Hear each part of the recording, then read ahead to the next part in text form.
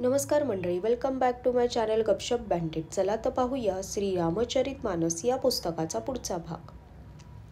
त्या मनोहर जोडीचे वर्णन मला करता येणार नाही, कारण त्यांची शोभा अपार आहे आणि माझी बुद्धी अल्प आहे.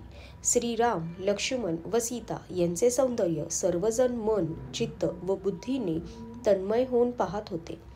गावातील ते प्रेमाचे भुकेले स्त्री पुरुष तिघांच्या सौंदर्य माधुर्याच्या छटा पाहून असे थक्क होत होते की दिवा पाहून जसे हरिणी स्तब्ध होऊन जातात. गावातील स्त्रिया सीतेजवळ जात, परंतु अत्यंत प्रेमामुळे काही विचारताना संकोच पावत. वारंवार तिच्या पाया पडत आणि सहजपणे साध्या भोळ्या भाषेत म्हणत, हे राजकुमारी, आम्हाला काही विचारायचे आहे, परंतु स्त्री स्वभावामुळे काही विचारायचे म्हटले तर लाज वाटते.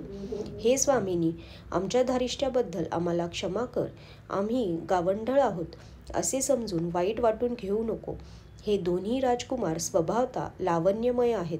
पाचूने व सुवर्णाने यांच्यापासूनच कांती मिळवली आहे. हे श्याम व गौर वर्णाचे दोघे सुंदर किशोर अवस्थेत आहेत. दोघेही परम सुंदर व शोभेचे माहेर आहेत. शरद पौर्णिमेच्या चंद्राप्रमाणे यांचे मुख व शरद ऋतूतील कमळासारखे यांचे नेत्र आहेत.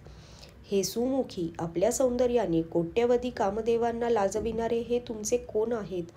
त्यांची अशी प्रेममय सुंदर वाणी ऐकून सीता संकोचली आणि मनात हसली. उत्तम गौरवर्णाची सीता त्यांना पाहून जमिनीकडे पाहू लागली. दोन्हीकडून तिला संकोच वाटत होता. न सांगितल्यास ग्रामीण स्त्रियांना वाईट वाटण्याचा संभव होता आणि सांगायचे म्हटले तर लज्जा वाटत होती. तेव्हा मृगनयना व कोकिल कंठी सीता संकोचाने प्रेमपूर्वक मधुरवाणीने म्हणाली, हे जे सरळ स्वभावाचे सुंदर व गोरे आहेत त्यांचे नाव लक्ष्मण. ते माझे धाकटे धीर आहेत. नंतर सीतेने लाजून आपल्या चंद्रमुखावर पदर ओढून घेऊन आणि प्रियतम श्रीरामांकडे नजर टाकीत भुवई वर करून खंजन पक्षासारखे सुंदर नेत्रांनी तिरका कटाक्ष टाकीत सीतेने खुणेने त्यांना सांगितले की हे माझे पती आहेत. हे समजल्यावर गावच्या सर्व युवती अशा आनंदित झाल्या की जणू कंगलांना धनाच्या राशी लुटण्यासाठी मिळाल्या. त्या अत्यंत प्रेमाने सीतेच्या पाया पडत अनेक प्रकारे शुभकामना देऊ लागल्या. जोपर्यंत शेषनागाच्या मस्तकावर पृथ्वी आहे तोपर्यंत तुम्ही सुवासिनी राहा आणि पार्वतीप्रमाणे आपल्या पतीला प्रिय बना.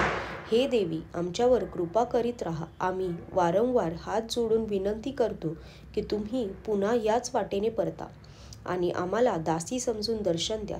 सीतेने पाहिले की त्या सर्वजणी प्रेमाच्या भुकेल्या आहेत, म्हणून मधुरवाणीने समजावून तिने त्यांचे समाधान केले. जणू चांदण्याने कुमुदींना आपले किरण देऊन पुष्ट केले.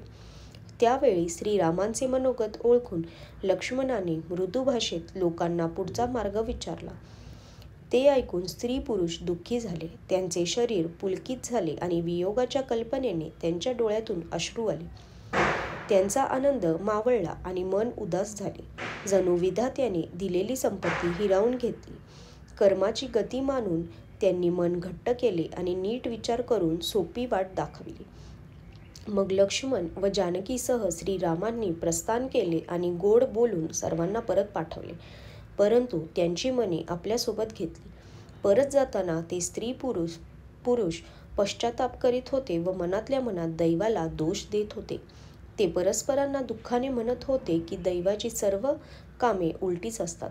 हा विधाता अत्यंत निरंकुश, निर्दय व बेडर आहे. ज्याने चंद्राला रोगी व कलंकित बनविले, कल्पवृक्षाला झाड बनविले आणि समुद्राला खारे करून टाकले, त्यानेच या राजकुमारांना वनात धाडले. जर विधात्याला यांना वनात पाठवायचे होते तर त्याने भोगविलास उगीच तयार केले. जर यांना अनवाणी चालवायचे होते तर विधात्याने अनेक वाहने फुकटच बनवली. जर हे कुश व पाने अंथरून जमिनीवर पहुडतात तर विधात्याने पलंग, अंथरुणे अशी शय्या कशाला बनविल्या? विधात्याने जर यांना मोठ्या झाडाखाली निवास दिला तर मग उज्ज्वल महाल बनवून त्याने फुकटच कष्ट घेतले म्हणायचे. हे सुंदर व अत्यंत सुकुमार असूनही मुनींची वल्कले नेसतात आणि जटा धारण करतात. मग विधात्याने तऱ्हेतऱ्हेचे अलंकार व वस्त्रे उगच बनवली. हे कंदमुळे व फळे खातात तर जगात अमृतादी भोजन पदार्थ व्यर्थच आहेत. कोणी म्हणाला, हे स्वभावतः सुंदर आहेत, हे स्वयंभू आहेत, ब्रह्मदेवानी बनविलेले नाहीत.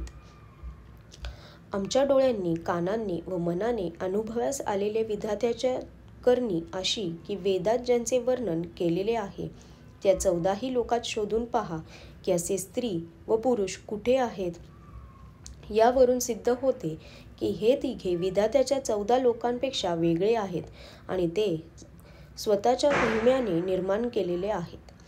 यांना पाहून विधात्याचे मन मुग्ध झाले तेव्हा तो सुद्धा त्यांच्या उपमेजोगे दुसरे स्त्री पुरुष बनवू लागला.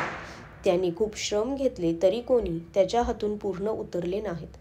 त्यामुळे ईर्षेने त्याने यांना जंगलात आणून दृष्टीआड केले आहे.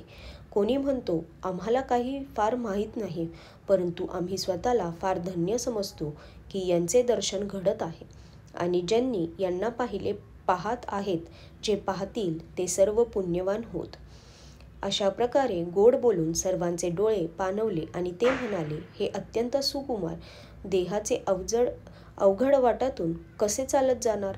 आजच्यासाठी धन्यवाद.